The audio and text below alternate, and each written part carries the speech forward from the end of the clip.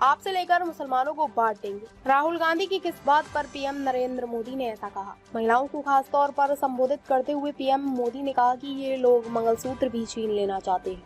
ये लोग माताओं बहनों के गहनों का हिसाब लेंगे और उसे इकट्ठा करके बांट देंगे। इस पर कांग्रेस भड़की है। पीएम नरेंद्र मोदी ने रविवार को राजस्थान की एक चुनावी रैली को संबोधित करते हुए कांग्रेस पर आरोप लगाया कि वह देश के लोगों की संपत्ति मुसलमानों को बांटने की साजिश कर रही है। पीएम नरेंद्र मोदी ने रैली में कहा था कि कांग्रेस का कहना है कि वे सबकी संपत्ति का पता लगाएंगे और फिर उसे बांट देंगे। आखिर ये किससे बांटेंगे? पहले जब उनकी सरकार थी तो कहा था कि देश के संसाधनों पर पहला हक मुसलमानों का है। इसका मतलब है कि ये लोग संपत्ति इकट्ठा करके संपत्ति किसको बांटेंगे? ये लोग माताओं बहनों की गहनों का हिसाब लेंगे और उसे इकट्ठा करके बांट देंगे। उन लोगों को बांट देंगे जिनको ज्यादा बच्चे हैं। आइए पहले सुनते हैं क्या बोले पीएम नरेंद्र मोदी। देंगे।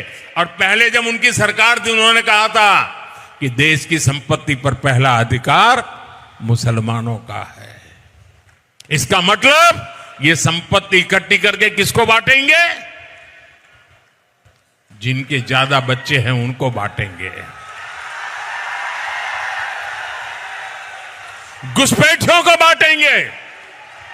क्या आपकी मेहनत की कमाई का पैसा घुसपैठियों को दिया जाएगा? आपको मंजूर है? ये कांग्रेस का मैनिफेस्टो कह रहा है कि वो माताओं बहनों का सोने का हिसाब करेंगे, उसकी जड़ती करेंगे, जानकारी लेंगे और फिर उस संपत्ति को बांट देंगे। और उनको बांटेंगे जिनको मनमोहन सिंह जी की सरकार ने कहा था कि संपत्ति पर पहला अधिकार मुसलमानों का है। भाइयों बहनों, ये अर्बन नक्सल की सोच, मेरी माताओं बहनों, ये आपका मंगलसूत्र भी बचने नहीं देंगे।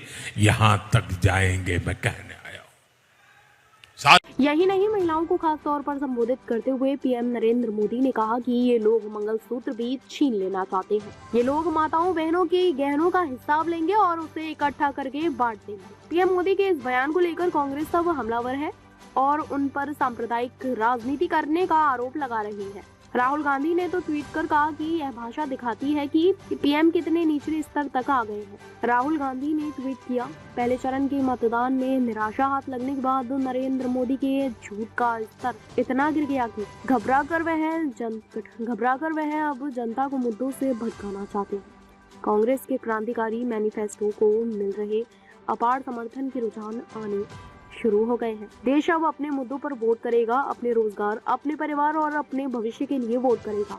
भारत भटकेगा नहीं। अब सवाल यह है कि किस आधार पर पीएम मोदी ने कांग्रेस पर यह हमला बोला है।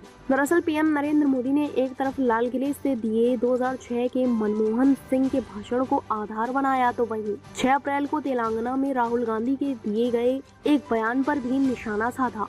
राहुल गांधी ने एक रैली में कहा था, अगर कांग्रेस सत्ता में आई तो यह पता लगाने के लिए एक वित्तीय और संस्थागत सर्वेक्षण कराएगी कि देश की अधिकतर संपत्ति पर किसका नियंत्रण है।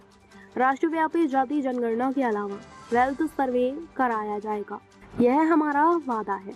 राहुल गांधी ने कहा था कि हम पहले यह निर्धारित करने के लिए एक राष्ट्रव्यापी जाति जनगणना करेंगे कि कितने लोग ओबीसी, एससी, एसटी और अल्पसंख्यक समुदाय से हैं। उसके बाद धन के समान वितरण को सुनिश्चित करने के लिए एक ऐतिहासिक कदम के तहत हम एक वित्तीय और संस्थागत सर्वे कराएंगे। उनके इसी बयान को आधार बनाते हुए पीएम नरेंद्र मोदी ने राजस्थान में हमला बोला और 2006 के मनमोहन सिंह के बयान को आधार बनाते हुए कहा कि कांग्रेस की साजिश है कि संसाधनों को मुसलमानों में बांट दिए जाए।